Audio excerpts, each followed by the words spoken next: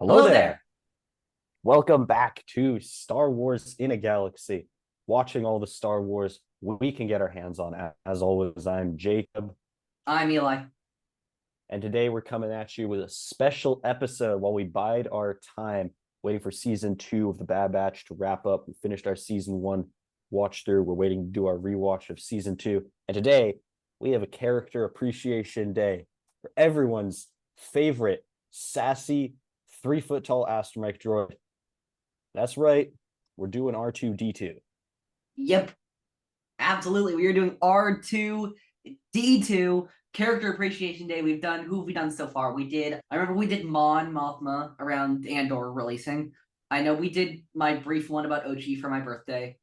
I feel like we did one before that. Did we do Ahsoka? Is that who we did? We did Ahsoka and we did Obi-Wan way back in Obi-Wan is the 2020, first one we way did. back in the day. Oh, yeah. It was That was probably before I Kenobi. actually We should redo that one after Kenobi because probably all of his best moments would be from Kenobi.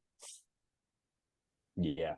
I actually remember that episode in particular because my family had just adopted a puppy that day, and we were driving back from adopting this puppy way out.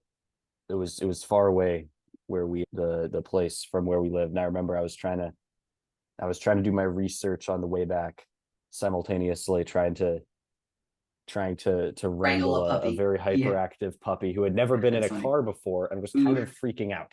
So that was Oof. fun. That That was a lot that of that fun. does sound fun. Yeah.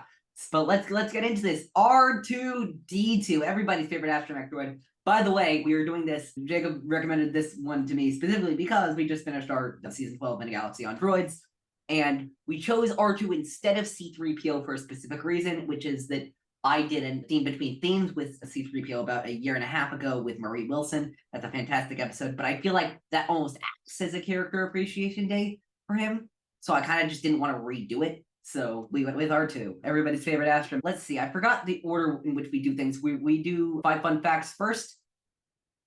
Yeah, fun facts. All Yeah. right. You want to So go first on this one? yeah, so this was a maybe well known to some, but to me when I was doing some research, digging around, and I was actually kind of surprised. So obviously R2-D2 and C3PO as the sole witnesses to Anakin and Padme's marriage in Attack of the Clones. They're of great importance to the But couple. besides And that other guy, Pardon? besides Yeah, and the that guy other who guy married them. who, Yeah, yeah, married them. sorry, that who we never learn his name, and we never see I him think he again. does have a name. Yeah, Sorry. possibly. No, you're good. So Padme actually gifted R2-D2 to Anakin as a wedding gift. I found this very interesting for a long time. I never thought to ask how R2-D2 actually changed hands from being part of Padme's entourage to being Anakin's trusty sidekick throughout the Clone Wars. Yeah, absolutely. That's a good one. My first one. Let's see. Oh yeah, this is cool. So this is a recent one too. This is really interesting. Christine Gailey is the name of the woman who operated R2-D2 for the Book of Boba Fett. She is the first woman ever to operate R2-D2. Really? Yeah, Kenny Baker for original trilogy, Phantom Menace, Attack of the Clones, Force Awakens. Jimmy V for the sequel trilogy, Hassan Taj, also for Rise. But she is the first ever female operator of R2-D2, and she did it for the Book of Boba Fett, which I thought was cool. Very cool. I did not know that. All right. Go ahead with your In the Empire, number 2. in The Empire Strikes Back, Yoda infamously beats R2-D2 with a stick. However, from a certain point of view, The Empire Strikes Back, from a certain point of view, the book, it is actually revealed that Yoda actually did in fact recognize and remember R2-D2, since of course they went on adventures together in season 6 of the Clone Wars, and his kind of feigned ignorance was obviously just a part of him testing Luke Skywalker's patience. Yeah, that's very funny. This one I like because of the most recent episodes of The Mandalorian. So you obviously everybody's all now like becoming stands of R5D4 because now he's accompanying Mando everywhere. But let's go back to the original incident with R5D4. Droid's got a bad motivator.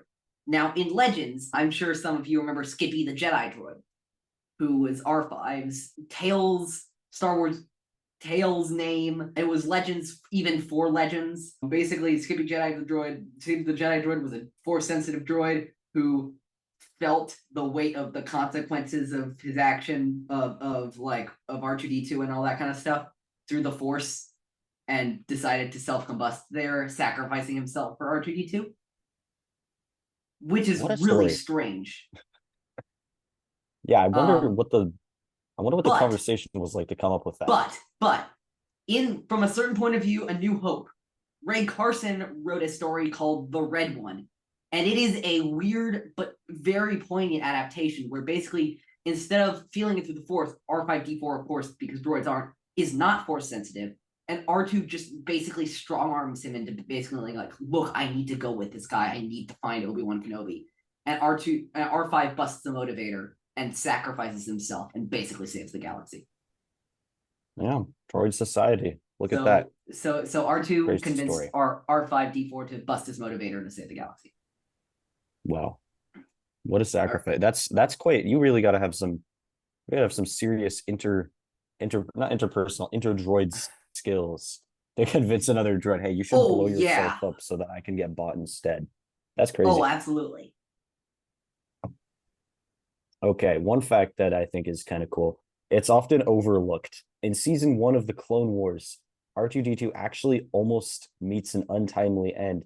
He's scavenged from a space battle in the episode Downfall of a Droid, I believe, and he's completely dismantled by a scavenger on General Grievous's payroll looking for Republic military secrets. But luckily Anakin actually does rescue him before he can be irreparably damaged, which I think it's kind of insane that he literally is like in the scene, you literally see him laid out, all his parts kind of laid out on a table. I remember that. Yeah, I prefer to forget that. And somehow he doesn't. But yeah, they're not. I don't know. They're not some of the with Goldie and everything. I don't think we were big fans of those.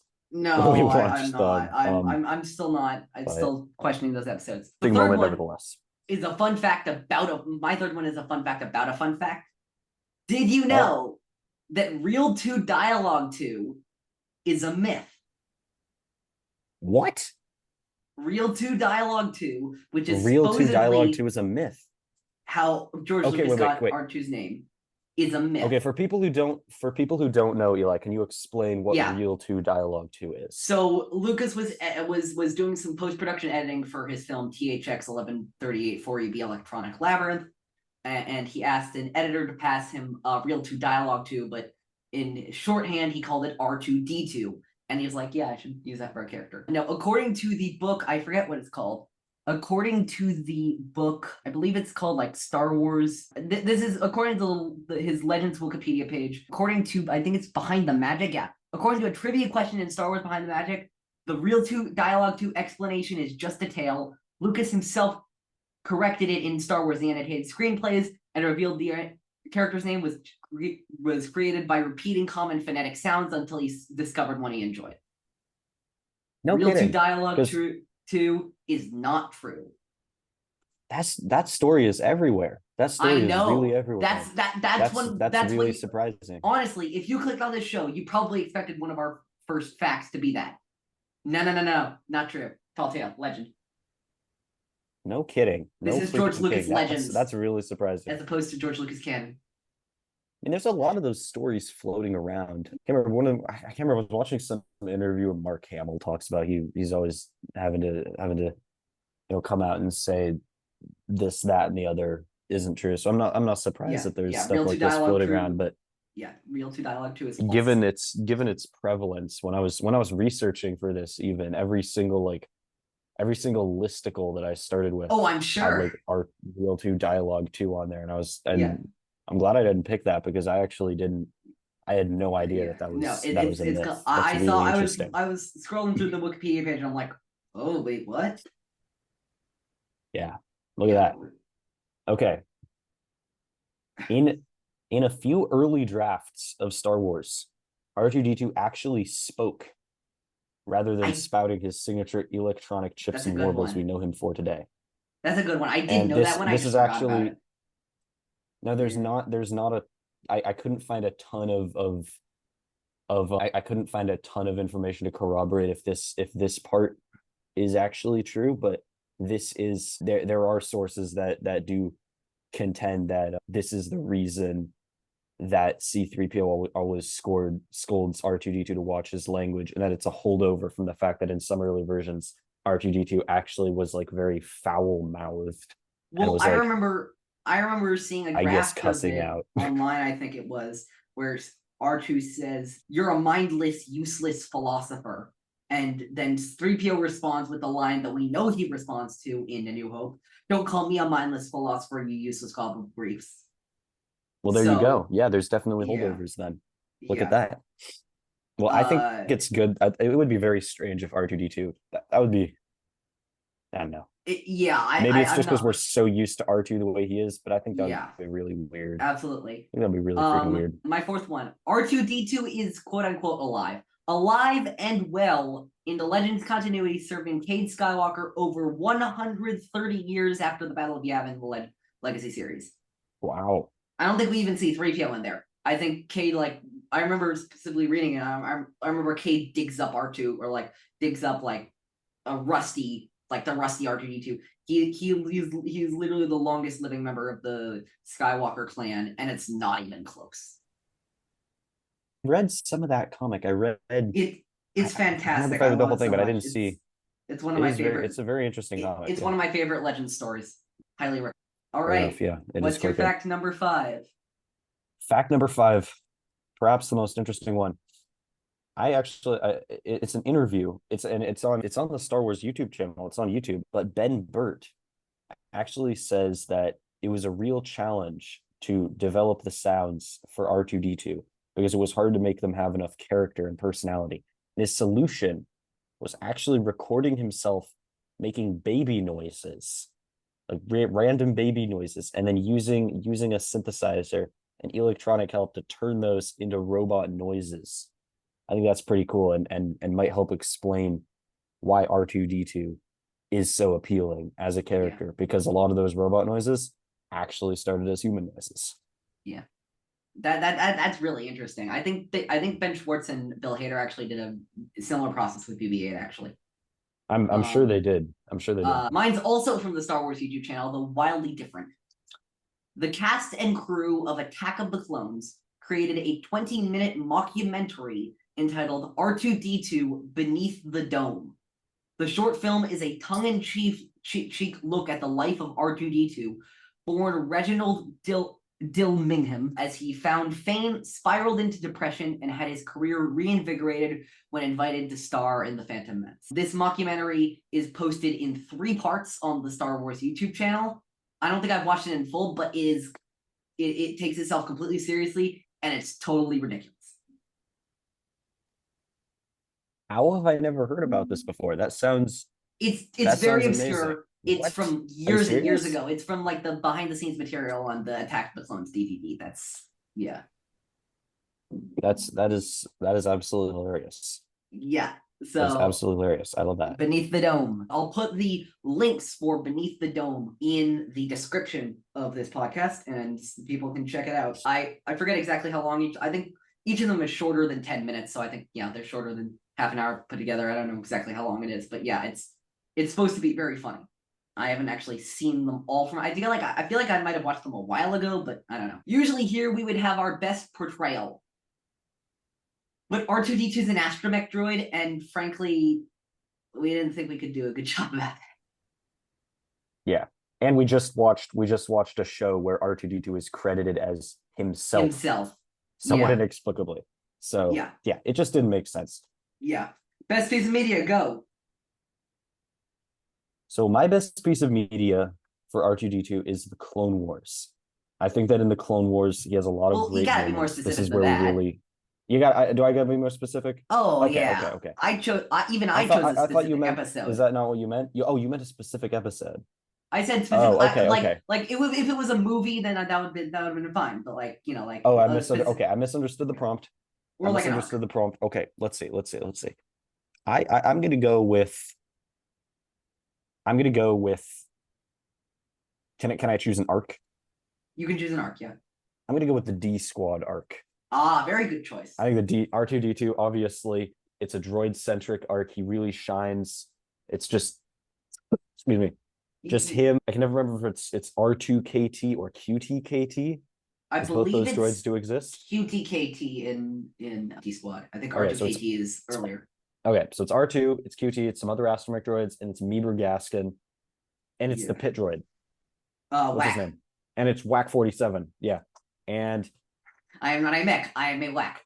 there's something about this arc. It's like a fever dream. It's a George Lucas acid trip fever dream, but it's also really, really strangely delight. And R2-D2 plays no small part in that. I think the first episode is a decent beginning. I think the second episode is one of the best episodes of Star Wars television I've ever seen. I feel like the third episode makes me cry every time, and I think the fourth is very underwhelming. It's the one, which is the one where they're just, which is the one, the Sunny Day in the Void, right? Yeah, the one that's where the they're literally one. just, yeah, that's the one where they're literally around. just wandering around in the desert for an Contemplate entire life's episode. mysteries. Yeah, it's fantastic. I love it so much. That one's hilarious, and R2-D2 in that. Yeah, I think that. Yeah, we just get to see him breathe and shine as a character. He's all because he's always kind of, he's always in the background, not in the background, but he's always kind of, he's got his role to play, in the episode. He whips out the jets, he whips out his robot finger that he sticks into every computer and magically fixes. So it's fun to see him kind of, it's fun to see him outside of that. It kind of, I think for me, holds the same appeal as the droids show that we just watched, I think. Yeah. Where you get to see him kind of outside of the normal. Speaking of goofy droid stuff, my favorite piece of media for R2-D2, surprising probably no one, honestly, is one of the greatest episodes of animated Star Wars television ever to exist, and that is Nomad Droids, where C-3PO and R2-D2 basically do an episode of droids in the Clone Wars. C-3PO pushes R2 over and he kills a monarch. Then R2 collapses a dictatorship. Then he engages in illegal droid fighting. Then he's captured by the Separatists. Then he's returned to the Republic. All in one episode. It's fantastic. I love it. Insane it's so crazy, and I love it. It's so stupid, and I love the shit out of it. I really do. It's so dumb, and I love it. That's fantastic. Yeah, it's an interesting one. Not my favorite arc, but I mean, Star Wars: The Clone Wars on crack, baby. R2's got range. R2's got range, man. R2's got range. Okay, 3 best allies. All right, you go with your number 3, then we'll go back and forth like we did. Number 3, we say Luke Skywalker is my number 3. I think they make a really great duo. He helps Luke through the Empire Strikes Back, through Dagobah. Obviously they reunite in Return of the Jedi. R2 really obviously helps Luke save the day, rescuing Han. Yeah, I just think when I think of R2, one of the first people I think of, despite all his appearances, how much the Clone Wars, one of the first people I think of is still Luke. Mine is Leia. Mine's Leia Organa. R2 is literally there for the beginning and end of Leia's life. True. There's the iconic shot from A New Hope. Leia's constantly carrying R2 around as well.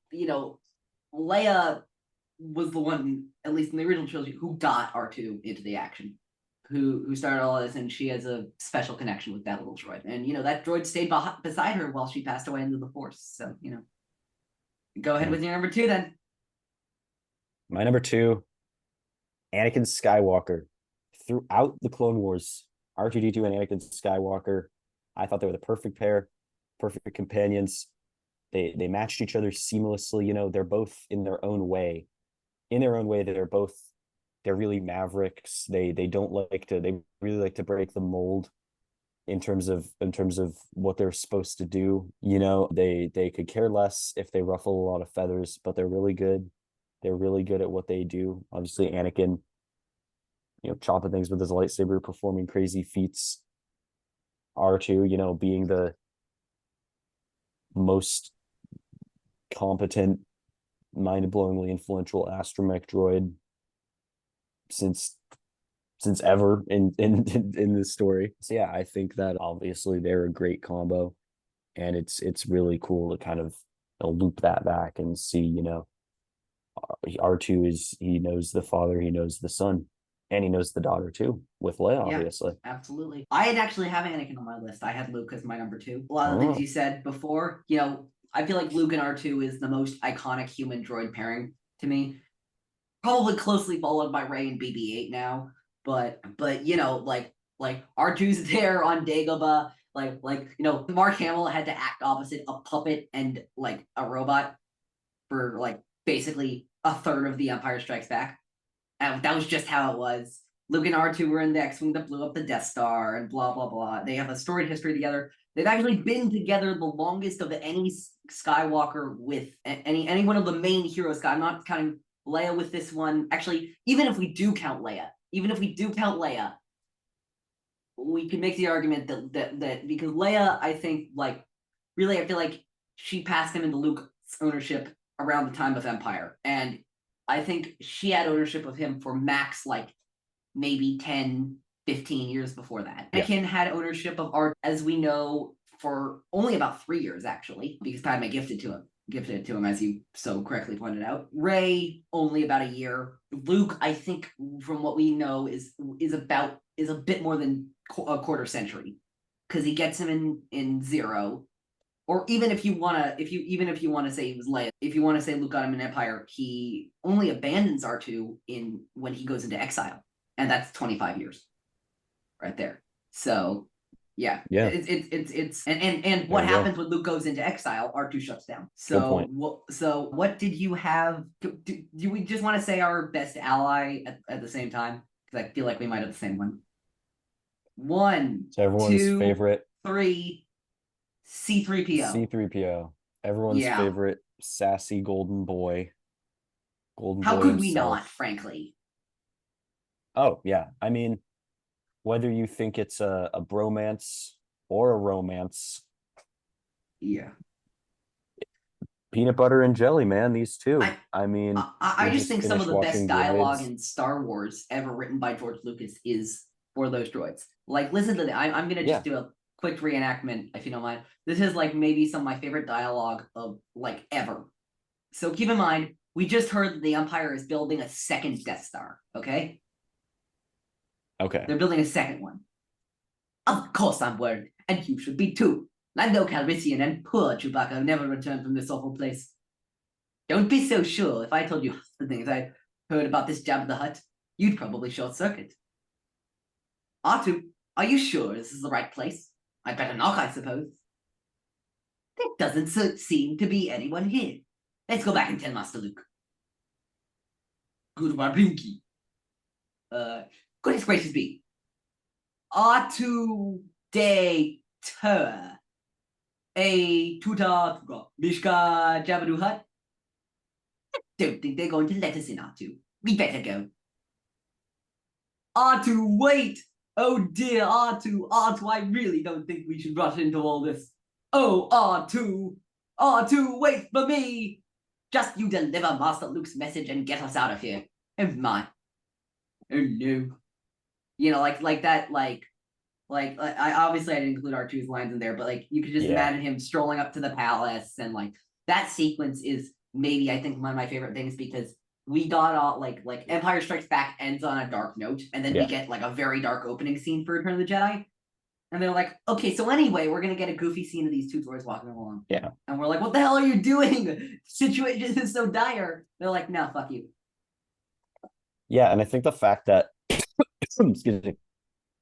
The fact that you say R2-D2 and C3PO are responsible for some of the most fun dialogue written in Star Wars, despite the fact that one half of this duel can't even speak. We don't even know what he's saying, and still, I think that just we just have to assume what he's saying. Yeah, I think that really underlines just what something that, like, I don't know, something about C3PO and R2-D2.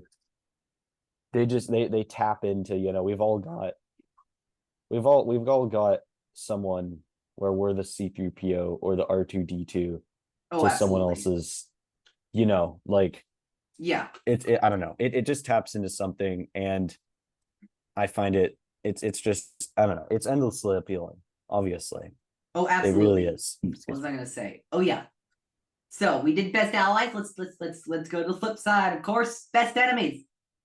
Best I'm enemies. interested because this one isn't so cut and dry like the last one, because R2 doesn't really have a lot of like one-on-one enemies, and I'm really interested to see where you go with this. Yeah, it's not cut and dry at all. Number 3. Now I didn't put these in order, so I'm kind of thinking off the cuff here. Number 3, I'm gonna say, you know what? I'm gonna say General Grievous. Because Interesting. through the Clone Wars, we see R2-D2 go from almost being dismantled by him to helping Obi-Wan and Anakin escape from him. This audacious maneuver when they're captured on the invisible hand. The smoke screen, yeah. The smoke screen. So I think R2-D2, all in all, I think he has a pretty good. He gets a little bit of his own back for sure. Yeah. He gets some of his own. I back have one of those General General Grievous later for you. I have like one of those like it's kind of indirect, but like, yeah. I like where you're going. I mean, all three of mine are kind of indirect. I feel like 2 of mine are pretty direct. The third one of mine is Otto, who's the fucking super tactical droid at the end of the D-Squad arc that they shut down. He took control. He was the one who took control of the ghost ship, and they shut that motherfucker down. And R2-D2 like absolutely, I feel like it's R2-D2 absolutely just like fucking like slaps him to the ground. No wait, that's in Secret Weapons, or maybe that might be the same thing. Anyway, R2 against Otto, the super tactical droid. I wanted to include that one in because that's one of the places my mind went first. Number 2 for you. Yeah, I missed Otto, but I'm gonna honor my list nonetheless. Jabba the Hutt. R2-D2. Oh my god! My number 2 was Jabba the Hutt. Obviously, we've got R2-D2 and Jabba the Hutt. They go way back. To the Clone Wars movie. Obviously, R2-D2. They go back before that. Rocking with Anakin. Where do they go? They really? Oh, of course. I mean, they didn't interact, but like they didn't interact. Like they go but back. They were in the same place at the same time in the Phantom Menace. In the same place at the same time. They probably see each other. I can't remember the specifics, but obviously, R2-D2, he's rocking with Ahsoka. He's rocking with Anakin. Yeah. And I just think like, I don't know. We obviously don't know about R2-D2's inner thoughts, but like, I can only like the Clone Wars puts R2's perspective in a lot of like R2's like role in a lot of perspective for me, because like I can only imagine when he saw Leia enslaved by Jabba, he got not only flashbacks to other times he dealt with Jabba, but Anakin was a slave. And yeah. Oh, I didn't even think about that. Yeah. And he basically executes the whole maneuver to save them from Jabba. He bolts the saber up into the air, and then Luke does like 16,000 flips and gets the lightsaber. What a drama king! Pivotal. He is pivotal. Cuts Leia's chains. It helps Luke avoid the Death Star shots. Obviously, that's not relevant to here, but like he's pivotal. He's pivotal to basically the destruction of the sail barge. Also, he looks pretty neat serving drinks. He is pivotal to taking down one of, if not the most notorious organized crime boss on Tatooine, possibly in the galaxy, all of the Star Wars story in the galaxy, probably. Hutt space, that's Yeah. pretty not bad for an astromech. So what we're saying is we have R2-D2 to blame for the Book of Boba Fett. Like, we have R2 to blame for a lot of things. Yeah, but the Book of Boba Fett is R2 to blame for the Book of Boba Fett. That's fantastic. I love that. We have R2 to thank for the Book of Boba Fett. That's great. Okay. My number 2 was Jabba. Who goes first? You go first? My number 2 was Jabba. Go ahead with your number 1. Okay, this is an unorthodox pick. Okay, just hear me out. Throughout Star Wars, we know how astromechs are. We know how they get. Look, no one wants to take down an astromech more than another astromech. My number 1 enemy for R2-D2 is Chopper. Oh my god. Look, you had it right there, man. You had it right there with your number 1, and then you still missed it. No, hear me out. Look, can I just tell you who my number 1 is? Okay. Yeah. Tell me who your number 1 is.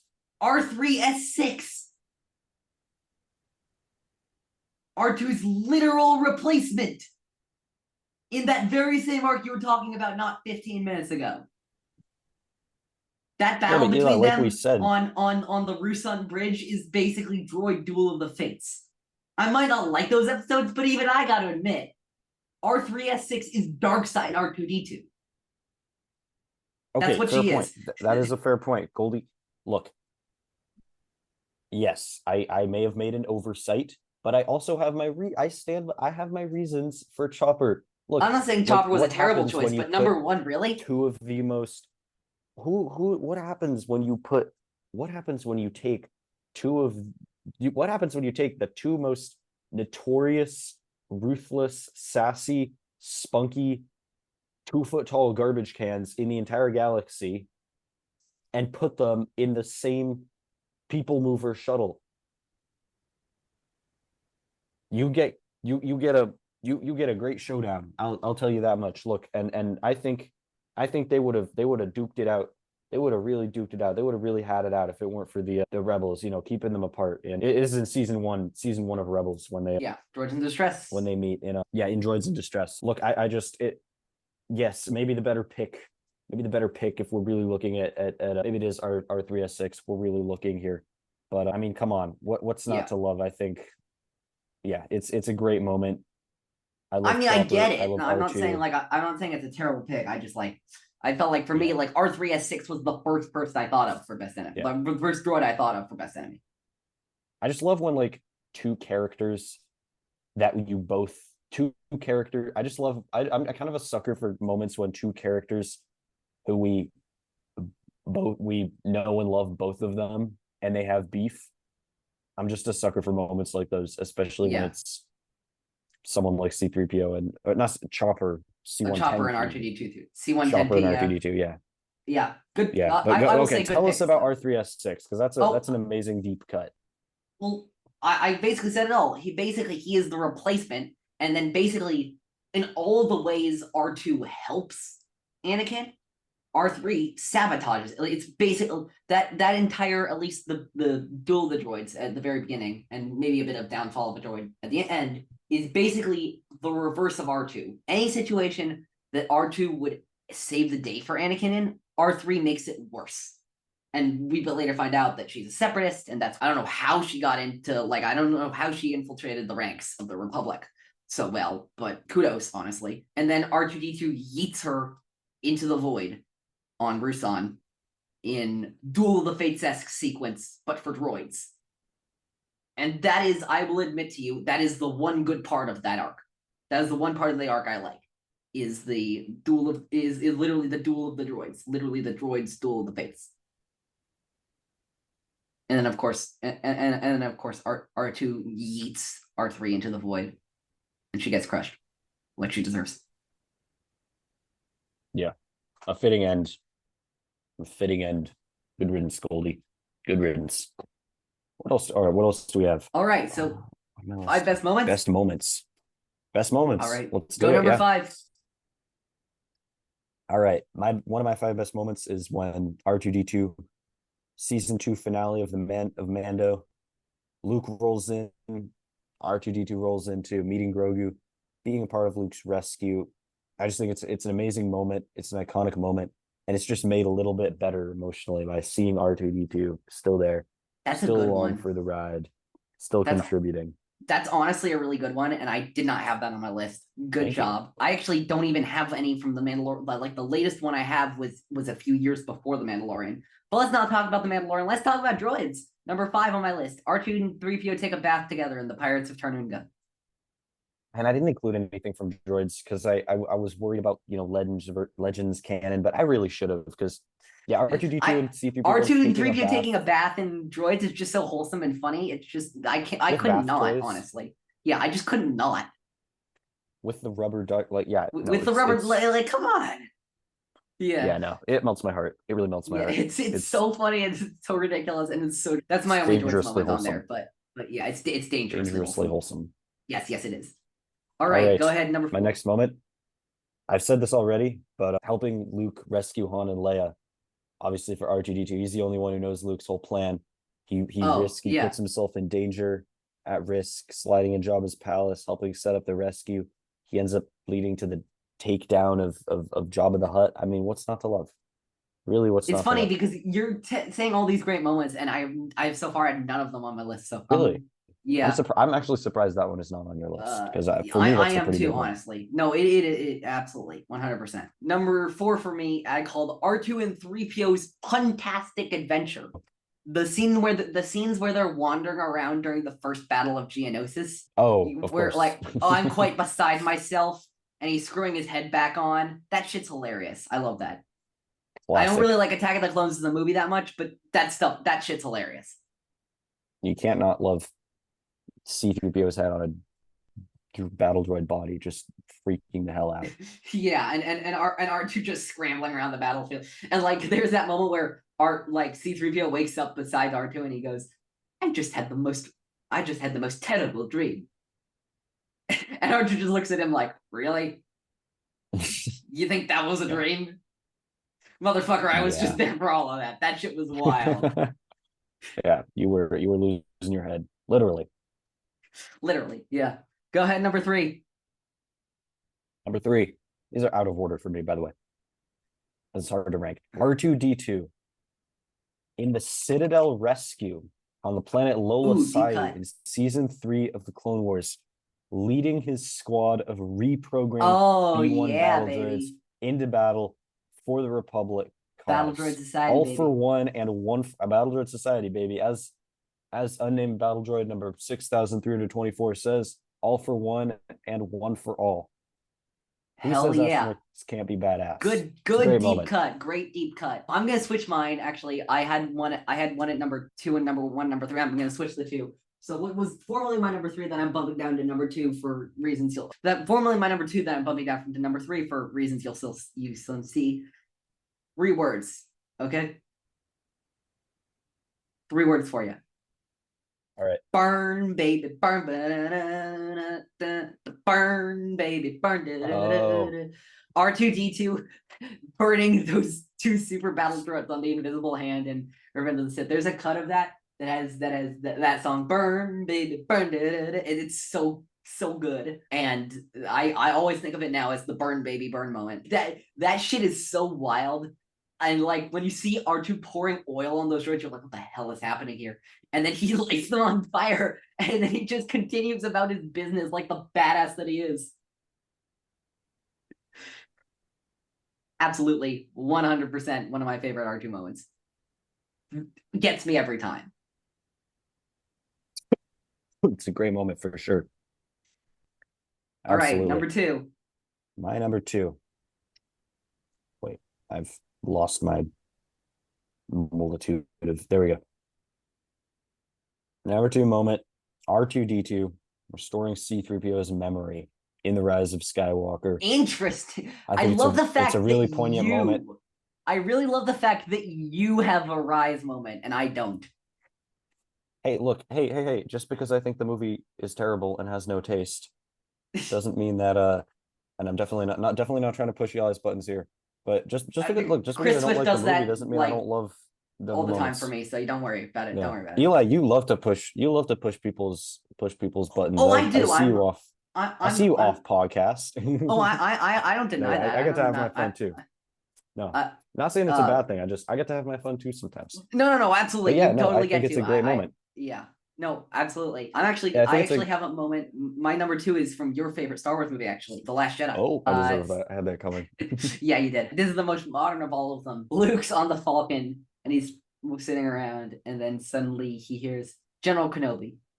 Years ago, you served my father in the Clone Wars, and he sees R2 projecting the message, and he goes, "That was a cheap move." And that's the thing that convinces him to train Rey, is the reminder of why he got into the fight in the first place, because there are people out there who need help. And that was one of the moments when I knew that, at least in my opinion, that Rian Johnson had nailed that movie. I'm like, oh my god, you're doing this again? Oh no, I'm about to be a wreck. And I was, and I will admit it, but it was just a fantastic moment, and I thought it was just executed so well. Yeah. Absolutely. My number 1 moment Definitely the number one, even if the rest I didn't declare in order. R2-D2 and C3PO meeting for the very first time on Tatooine in the Phantom moment, in the Phantom I Menace. considered that on my list. I actually didn't put it. Now I love this moment because it's just it's such a small, it's a very small moment. It's almost, so it's just blink and you miss it little sequence, but I think it's so weighty. It carries so much weight because of just you know how much it sets, how much it sets up emotionally just for C3PO and R2-D2 themselves. Also just knowing, everything that's going to happen for the Skywalker family, for Padme, for Anakin, for Luke and Leia, even down the line for Rey and Kylo slash Ben Solo, just everything that everything that these two droids are gonna bear witness to, and you kind of feel that in this moment, and I really, really enjoy that. Yeah, absolutely. I think it is a great moment. Mine is like the image I first thought of when I thought of R2-D2, and it's not even really that significant of a scene, but I'm gonna put it as my background right now. And when Jacob sees it, and of course we'll say it for the people listening on audio, which is everybody, but what Jacob, when you see it, you're gonna have a visceral reaction to it, and you're gonna see, at least I hope you do, and you're gonna see why I chose it. Oh yeah. Leia Great putting the pick. Death Star Great fucking plans pick. into R2-D2 sets off the entire saga, has only made more relevant by time. And just look at this image. Like, this is what I think about when this is one of the first images we're ever presented in Star Wars. Right after the Star Destroyer careening across Tatooine space, we get that image, and that has become one of the most iconic images in the Star Wars saga. The circular frame and Leia inserting the ship, and R2 trusting the entire survival of the galaxy into this little droid. And that, for me, defines R2-D2 perfectly. Yeah, I mean, looking at this image that you just shown, the frame, the scene of her kneeling down, giving R2 the plans, going back now, even watching this for the first time, I remember this was a striking moment for sure. But going back and seeing this, this moment, calling attention to this frame with everything that we know now, everything that we've seen in Star Wars, all the journeys, all the people, all the moments, this is the definition of a picture is worth 1,000 words. Oh, It truly 100%. is. Yeah. And by the way, this scene is so goddamn iconic that it's been copied in Star Wars and was planned to a second time. If you remember, at the end of said episode that you were referencing earlier, Droids in Distress, Bale takes this exact pose with R2-D2 at the end on elsewhere on the Tantive 4, and Leia was planned to have this moment with either it was R2, I think it might have been BB-8, I forget who it was one of the two, in Colin Trevorrow's Duel of the Fates draft, and there was even concept art made for an older Leia having that moment again. Now I don't personally like the Duel of the Fates script that much. I think I just really don't like it. Oh, it's BB-8, but still the point still stands that it's so iconic that they copied it. They copied it once, and they were planning to do it a second time before Trevorrow got the scrap.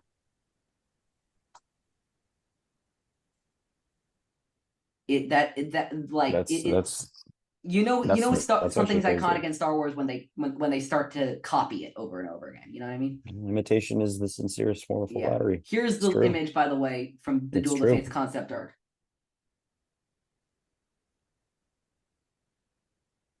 That would have been something, yeah. I think that was one of the final shots in the film, actually. That. So basically, the idea is the saga would have ended one of the same way it started, which is an interesting idea, nice. but like all the ideas surrounding it just don't just don't do it for me. So that's where I am with that. Yeah, fair enough. But But yeah, so I think that's our episode on R2-D2. A great character. Next week, I think, is also going to be a special episode. I don't know exactly when we're releasing this, but I think we'll release this after the rematch. No, I don't think after the rematch.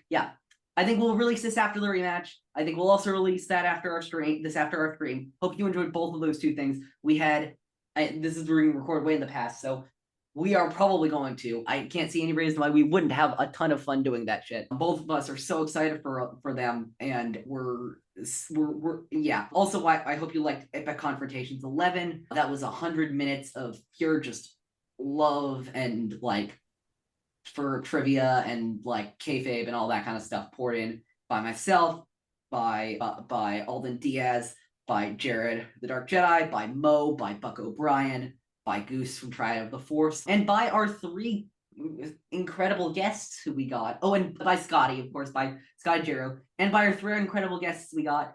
Another special shout out to Alex Damon, Ken Knapsack, and Benny Hamblin, who you might know as Brother Lomas. They were also kind enough to record the Ken and Lomas were kind enough to record cutscenes, and Alex was kind enough to film an entire match with us, which I got to host Star Wars trivia with Alex Damon, and that's a sentence I didn't think I was going to get to say ever.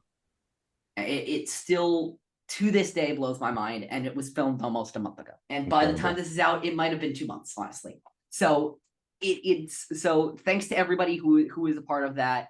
11 was a fantastic time to record. I'm sure EC12 the rematch will be great, and then we got some great stuff coming up.